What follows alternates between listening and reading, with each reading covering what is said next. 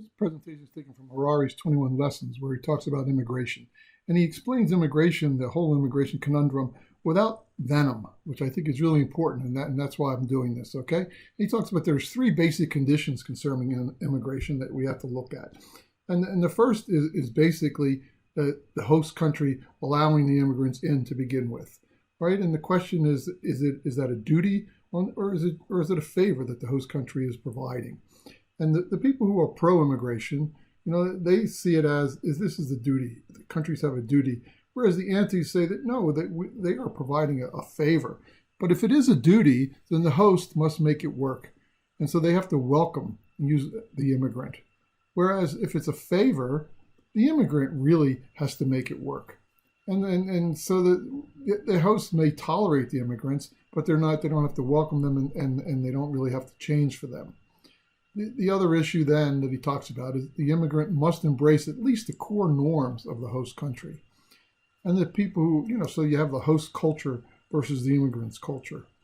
And the idea of the people who are pro-immigration is say that the accommodation of the immigrant culture is in a broad spectrum. Where, you want to accommodate the opinions, the habits, and the values of the immigrants. Whereas the antis say that, but there are some host country sacrosanct values that must be embraced. Things like tolerance and the cultural social contract, the willingness to accept a cultural social contract.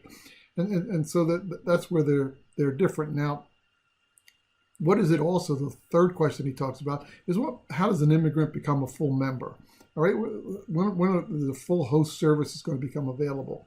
And the pro says, let's make it happen very quickly. A person's individual time scale, first generation. The antis say that there's a collective time scale for absorbing foreign groups. It may be generations before we get full services. Things like free healthcare, Social Security, and accepting all of their particular issues with regards to their culture.